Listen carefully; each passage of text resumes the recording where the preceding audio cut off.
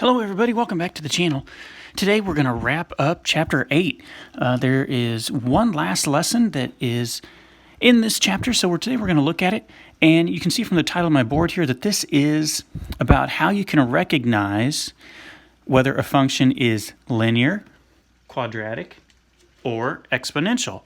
And so I know we've done all of these previously in this class. We actually, in this chapter, even did the cubic functions, you know, the ones that look like the little wave that went up and down and up and down. Those aren't really in these questions today, so we won't have to worry about them.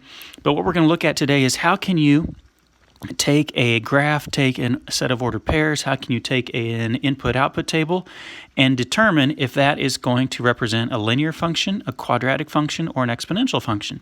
So a quick review, in case you forgot, linear functions, we did these way back, pretty much the whole first semester is about all we did, linear functions. Linear functions are always in this format, right? Y equals something x plus or minus something. You'll notice the y and the x are always in there. The x has to be to the first power, right? You'll never see this with x to the second power, x to the third power, anything like that. This is where you always have a slope and a y-intercept, right? Things that we did way back at the beginning of the year. This is obviously your slope. The b represents your y-intercept. We've seen that probably all the way back to 7th grade even, possibly. What will these look like on a coordinate plane? On a coordinate plane, these are always going to be straight lines, right? They have a constant rate, up 1 over 2, down 3 over 1, right? They go up so many, over so many, up so many, over so many. Linear functions always look like this. A lot of the time they're diagonal. They don't have to be necessarily a diagonal line. They could be horizontal. I don't believe a vertical line is a function, remember, because it's going to fail the vertical line test. So these will always be on a coordinate plane. They'll be completely straight lines, right? You could draw these with a ruler. You wouldn't have to pick up the ruler or move it. They don't have any curves. It's always a constant rate of change, right? Up 1 over 2, up 1 over 2, up 1 over 2 for the whole thing. So those are the most basic ones, the ones that you've spent a lot of time on already.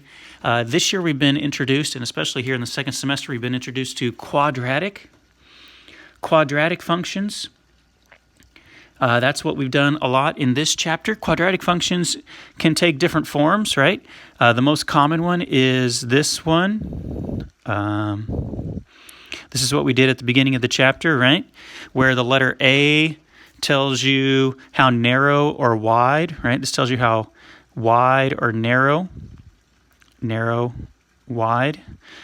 How narrow and wide the graph is. This is the y-intercept. It's kind of like the letter B in the other equation. We did all sorts of stuff with those in this chapter. We found the axis of symmetry. We later on did the ones in the vertex form and the ones in the intercept form. These are always going to look like this, right? Sometimes they're narrow, sometimes they're wider. They always have a vertex, right? That point at the bottom, that point at the top. That's what quadratic functions will always look like. And then the third one, let's see if my green marker works. I haven't used this thing in forever. Exponential, oh yeah, it's still got some juice in it. It's been sitting on the sidelines for a while, resting up, and now we're good to go. Exponential functions, we haven't really spent a lot of time on these equations. These equations will always have the variable will always be the exponent, right? We saw this actually before the coronavirus where we did the exponential growth. We did the exponential decay. Remember those from way back when? Sometimes, it was like more than 100%. Sometimes it was less than 100%. But these are always going to go like, exponential growth will look like this. It's kind of a combination of the two, right? Exponential decay would look like this. And remember, these never touch the x-axis. Like if I drew my x-axis like this, they would never touch the x-axis. They get close. Right, here's your y-axis, obviously. Even if it was flipped where they were down below, these never touch the x-axis. They could go like this, right? They could go like this. Whoops, it should have a curve. That looks more like a right angle. But anyway, the exponential ones will always kind of have this curve aspect to it. They will never touch the y-axis, they'll never touch the y-axis or the x-axis, at least in this class. So that's how you can always tell those. Those are our three main types. Now, Is it possible to take every one of these and graph them all and see what they look like? Sure. If you really, really wanted to graph every single one of these, you can. Like, for example, today in some of the questions, like the first group of questions, if I'm being honest with you, let me switch my board out here. I'm afraid I'm gonna mess something up. So this isn't a real problem, but I just want to show you, like, we're going to have some questions in the lesson today where they say, hey guys, here's a list of points, right? I don't know. They'll say, hey, here's a list of points. Tell me if this is a linear function. Tell me if this is a quadratic function. Tell me if this is an exponential function, right? And so the best way to do these, whenever they just give you a list of coordinates, is just kind of freehand your own little graph. If you've got a whiteboard at your house like I do here, obviously you can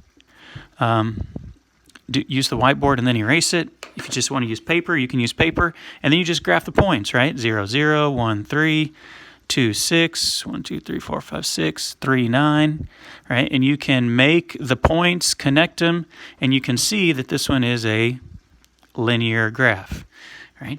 And so they're going to give you a few questions today at the beginning of the assignment where it's just going to give you a list of coordinates. And if you have a coordinate grid, if you have graph paper, if you have a whiteboard like this, you can just graph them, put the points on your graph, work it out, and see if it looks like one of these, right? Linear at the top, quadratic obviously looks like the horseshoe or the rainbow, exponential, it won't be all four of these, it'll just be one of the four. I don't want you to think, hey, it's got to have all four. No, no, no, no. It's just going to have one of these four designs, and that will be the first part of the questions. So if they just give you a list of points, just graph them, and then you're good to go. But sometimes they don't give you a list of points. Sometimes they give you a table. Now I'm actually going to show you a piece of paper here. Right? This is an actual assignment. I used to do this in class all the time, every year, but obviously this year we aren't in class. So like, what would happen if I gave you this based on the table here? Identify the graph as linear, quadratic, exponential, or neither. We'll talk about neither later. But if they give you just a list of points, could you technically graph all of these points? Sure. You could graph every single one of these just like on a coordinate plane we've done all year, and you could check it just like I did on the one I just made up, and you could graph every single one of these and get them all done. But look, I've got, 16 questions on here? I don't know if you really want to make 16 graphs. There's another way to do it, so you don't necessarily have to graph every single one of these. Because look at some of these numbers. Look at that, 1/27th. How are you going to graph 1/27th? So there is a backup plan, so you don't necessarily have to graph every one. Let me go ahead and lock this paper in here, clip it on. Let me move my camera a little bit closer. I don't know if I can get it too much closer. There you go. So without just reading this word for word, you can obviously pause the video if you want to read it word for word. There is a way to just look at the table and do some simple math and figure out what type of graph it is without having to graph it, right? We shouldn't have to graph every single one of these and see, ooh, it's linear, or oh, it's quadratic, or the one underneath here, which you can't see right now, was probably going to be exponential. What you do is you look at the differences. So I'm just going to read this really quickly. To recognize if a function is linear, quadratic, or exponential without an equation or a graph, look at the differences of the y values between successive integral x values. If the difference is constant, the graph is linear. If the difference is not constant, but the second set of differences are constant, I'll explain that in a minute, don't get hung up on that, it's quadratic. If the differences follow a pattern similar to the y values, it's exponential. Okay, we'll talk about all the three ways. Here's their examples. This will really make it more clear. So I always like to double check. The x's are usually counting by ones. If they're not counting by ones, you are thrown for a major loop, but I think these are all counting by ones, right? So the x values are all counting by ones. They usually are. You don't necessarily have to write that every time. You can just kind of double check. And then for the y values, you just see, and we've actually done this earlier in the year when we were deciding if something was what type of sequence it was. We were trying to figure out if it was a geometric sequence or an arithmetic sequence. It's the same idea. From -7 to -5, that's +2. -5 to -3, that's +2. From -3 to -1, sorry, let me get my hand out of the way, that's +2. From -1 to +1, that's +2, right? From 1 to 3, if they're adding 2 every time, if you look and the x's are doing the same thing, 1, 1, 1, 1, 1, 1, 1, and the y's are doing the same thing, +2, +2, +2, +2, +2, +2, +2, it is a constant, right? What you actually found here is the slope. The slope of this is 2 over 1. These are linear, right? Linear. They're always going to be linear. The y's are the exact same all the way across. The x's are the exact same all the way across. Because really what you're calculating here is the slope, the rise over the run. Remember the y-axis over here is the one that rises up and down, and the x-axis runs side to side. So that's how you can tell if it's going to be linear without actually graphing it. Pretty simple, right? Now the other ones are a little more complicated. Example 2 is the parabola. Let me move my phone down here into position. Hopefully it doesn't fall over. I got it tipped down really far.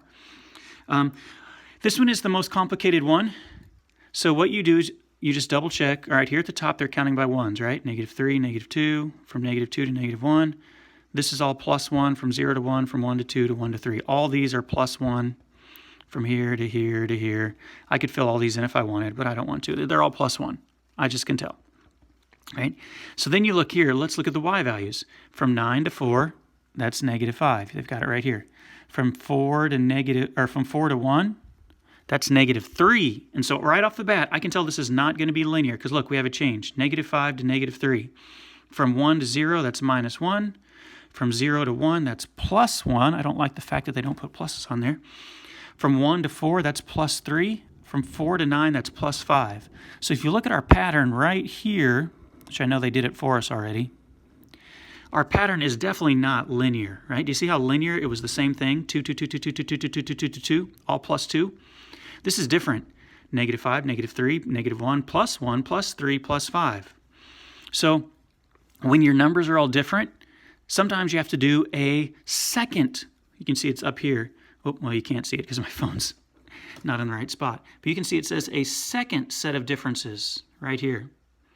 So if the first round of your pattern doesn't match, then check the second row of your pattern, right? Now look, I do the pattern of the pattern, right? This is my first attempt at the pattern right here. And now I'm going to look at what's the pattern in my pattern. Let's look at attempt number 2. And now when I look at attempt number 2, look what I notice. From -5 to -3, that's +2. I wish they would put a plus sign there. From -3 to -1, that's +2. From -1 to +1, that's +2. From +1 to +3, that's +2. From +3 to +5, that's +2. So now we do have the same thing all the way across, from here all the way across. It just took us 2 attempts to get it. We had to do the pattern, and then we had to do the pattern of the pattern, which they call the second set of differences. When that happens, when the first attempt isn't all similar, but the second attempt, right, attempt number 2, is all the same number, that's when you have quadratic. Okay? That's the hardest one for me to determine. And we'll practice some here on the back. That'll make it a little bit easier to actually see. And then the last example is exponential. Exponential, there's 2 ways to think about it. Some of you will be very, very good at just noticing it's exponential because you'll be able to see, oh, it's a multiplying pattern. Exponential it can always be looked at as a multiplying pattern, right? If you're really good here, you know that this is times 2, times 2, times 2, times 2, times 2, times 2. Sometimes with the fractions it's hard to notice, but if I just covered those up and you look there, 1, 2, 4, 8, all this is doing is it's multiplying by 2 every time, right? It would go 16, 32, 64. So if you notice right off the bat, it's a multiplying pattern. You can put quadratic. You can put exponential. Sorry, this is exponential, right? Another way to do it is if you do the pattern, right? From 1/8 to 1/4 is +1/8. From 1/4 to 1/2 is +1/4. From 1/2 to 1 is +1/2. From 1 to 2, that's +1. From 2 to 4, that's +2. From 4 to 8, that's +4. If your pattern, sorry, my board keeps sliding on me. If your pattern is the exact same as your numbers up here, look, these are the exact same numbers. right?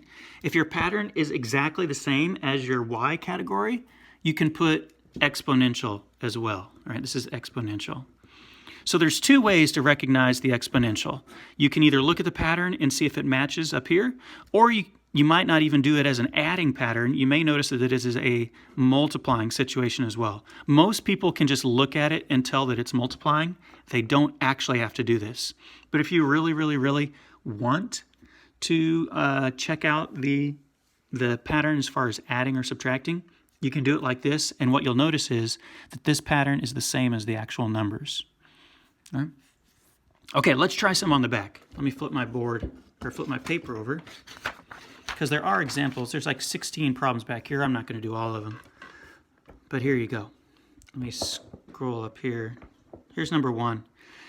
Based on the difference in y values, identify the graph as linear. That's number 1. Quadratic, number 2. Choice, exponential, number 3. Neither, we haven't seen neither yet, number 4. A neither graph in this class would maybe be something like an absolute value graph, right? An absolute, whoa, knocked my phone over. Sorry about that. I got it tilted so low to see my paper that I knocked it over. Let me reset. So what would be neither? A graph that looked like this. Remember what absolute value graphs look like? They look like this, like a letter V, right? That would be, or sometimes they're tilted sideways even. Sometimes it's kind of like this, right? That would be an example of neither. Or the cubic ones that we had, right, in the last chapter, or just in the last lesson, right, where you had different points like this. Those would also be qualified as neither, but they don't just give them a specific name on this page. So anyway, here we go. Let's look at these. Remember, first thing, double check, make sure the x's are counting by ones. -3, -2, -1, 0, 1, 2, 3. Okay, those are counting by ones, so we're looking good for the x's. Now let's check out the y's. Is it obviously a multiplying or dividing pattern? I don't think so, right? So I'm going to look. This is -4 from 14 to 10. From 10 to 6 is -4. From 6 to 2, -4. From 2 to -2, -4. From -2 to -6, -4. From -6 to -10, -4. Okay, so I check out my pattern. Look at it. It's the same thing. It is constant. I have a constant rate. And so this is a linear graph. Linear. The slope of this one is -4 over 1. Or just -4. Okay, number 2. Now here I have 1/2. Well, no. Let me double check. The x's, are they counting by ones? -3, -2, -1, 0, 1, 2, 3. Yep, the x's are counting by ones. Now look at the y's. 1/2, 1, 2, 4, 8, 16, 32. This is obviously a multiplying pattern, right? Can you all see that this is just multiplying by 2? It's just doubling every time. 1/2 to 1, 1 to 2, 2 to 4, 4 to 8, 8 to 16. This is obviously times 2 every time. If it's multiplying, you put exponential, right? This is obviously times 2, times 2, times 2, times 2, right? If you wanted to do this one with the adding and subtracting thing, you could. And if you wanted to look at it as far as adding and subtracting, you'll notice that, like from here, it would have been +1/2. If I change this, this is also +1/2. And then from 1 to 2 was +1. From 2 to 4 is +2. From 4 to 8 is +4. So if you wanted to look at it with addition, instead of, there's +16. If you wanted to look at it with addition instead of multiplying, you'll notice that 1/2, 1, 2, 4, 8, 16, 1/2, 1, 2, 4, 8, 16. The numbers in the adding pattern are the same as the numbers up here. And so with the exponential ones, you can look at it two ways. You can maybe just obviously notice that it's multiplying, or if you look at it with adding and subtracting like I did right here, you'll notice that your pattern is the same as the actual numbers in the y category. That's two different ways to find exponential. It's kind of weird. All right, let's look at number 3. Number 3 we have, okay, the x's, are they counting by ones? -3, -2, -1, 0, 1, 2, 3. Yep, we're counting by ones. Okay, on the y's, from 21 to 12, that's -9. From 12 to 5, that's -7. So right now I can tell this is not linear, because linear would have to be the same thing all the way. From 5 to 0, that's -5. From 0 to 3, that's -3. From 3 to -4, that's -1. From -4 to -3 is +1. So it's definitely not linear. I don't think it's going to be exponential because, look, my pattern is not the actual numbers. So my pattern is different than the actual y numbers, so it can't be exponential. That means it's got to be quadratic or it's got to be neither. It's got to be one of those two. How do you tell? Well, now I need to do that second set of differences, right? Let's do the pattern of the pattern. Let's do a different pattern right here. What's the pattern from -9 to -7? That is adding 2. From -7 to -5, that is adding 2. Uh-oh, now we're getting the same number. This is good. -5 to -3, adding 2. From -3 to -1, adding 2. From -1 to +1, that's adding 2. So now you see the pattern itself wasn't an answer, but when I looked at the pattern in the pattern, the second set of differences, it's the same thing, +2, +2, +2, +2, +2. And so that is a clue that this is quadratic. This is definitely quadratic.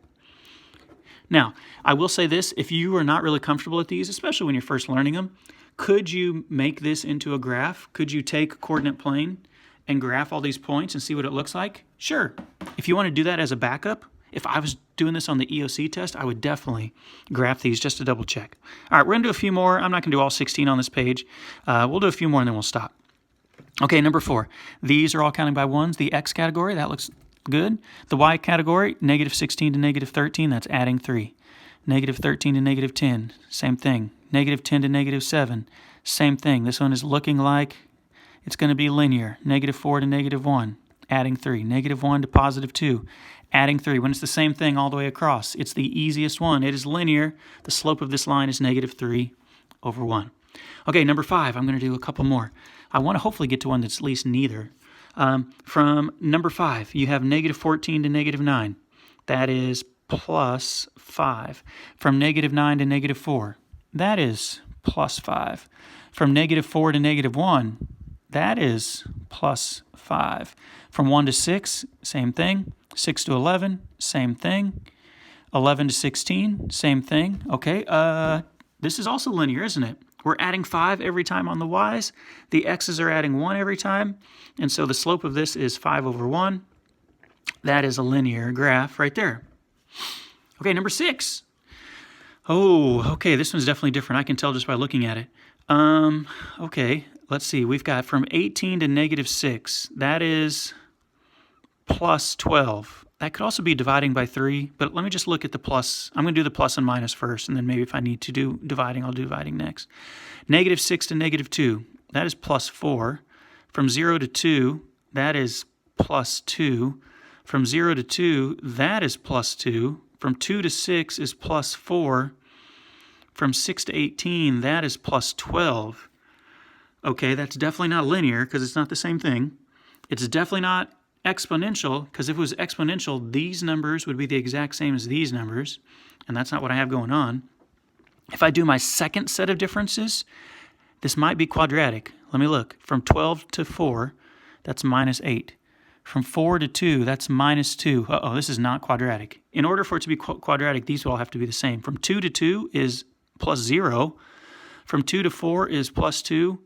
From 4 to 12 is +8. So, this doesn't really match anything. I'm going to put neither on this one. If I did just graph this, kind of free-handed it, grab a marker here. If I did just happen to graph this, just to show you, I'm just going to kind of freehand it here, the best of my ability.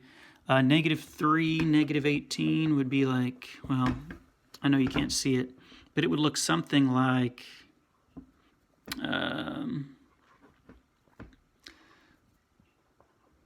oh, okay, I see what this is going to be. So I just kind of free-handed it here. Obviously, I didn't even, if you look at my graph here, guys, I didn't even number it. This would be something like this.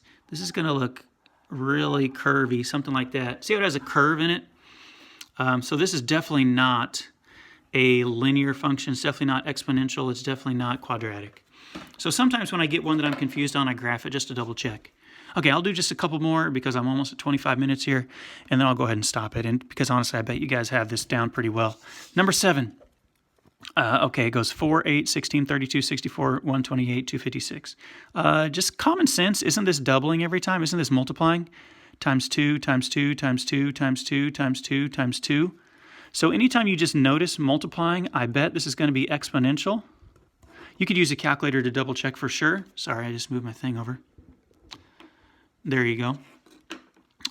If I wanted to do the way that the front of this page showed you, if you still are wanting to do like adding from 4 to 8, that's plus 4. From 8 to 16, that's plus 8.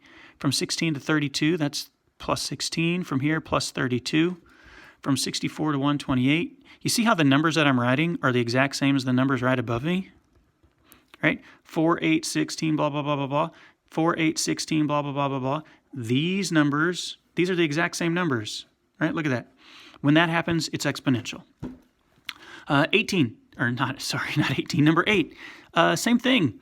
These fractions will sometimes fool people. 1/27th, 1/9, 1/3. If you're really experienced, you can tell that this is multiplying by 3. Sometimes those fool you though, and so just look over here. From 1 to 3, from 3 to 9, from 9 to 27. This is multiplying by 3 every time, isn't it? If I wanted to do it like I did the last one, you could. It's going to be kind of goofy to do that because these are going to be really hard for people, right? And so you could just look, okay, from 1 to 3, from 2 to, well, maybe it's not, right? Maybe I've misspoken here. From 1/9 to 3/9 is plus 2/9. From okay, I think I may have messed up there. Maybe I did, maybe I didn't. Now this has got to be times 3, right? This is just multiplying by 3.